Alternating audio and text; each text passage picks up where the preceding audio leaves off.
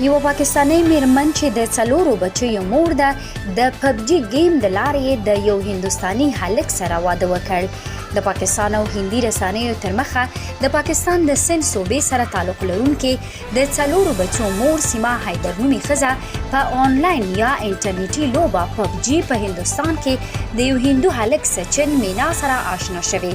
بیا هندوستان ته تللې او د هندو رسم مطابق د مینا سره واده کړی دی.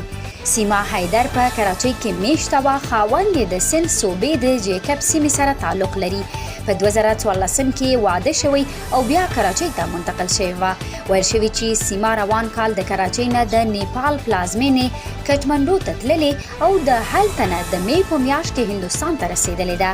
په هندوستاني مطبوعاتو او ټولنیزو رسنیو د هغې ویډیو خپره شوې چې پکې ویلي دي چې په کټمنډو کې په یو مندر کې د سچن مینا سره واده شوی، خو بیا په هندوستان کې نیول شوی او وروسته په ضمانت خوش شوې ده. په مطبوعاتو هندوستان ته د سیما حیدر د تلو او هلته د هندو هلک سره د واده په حواله تاوده بحثونه روان دي. څوک وایي چې د ISI جاسوسه ده، څوک یو څه وایي او څوک بل څه وایي. خو د دغو خبرونو ترڅنګ په سند صوبه کې په ټولنیزو رسنیو ځینې ویډیوز مخې ته راغلي چې پکې ځینې په ښکاره او ځینې په پټ مخ ټوپک په لاس کسان ګواښ کوي.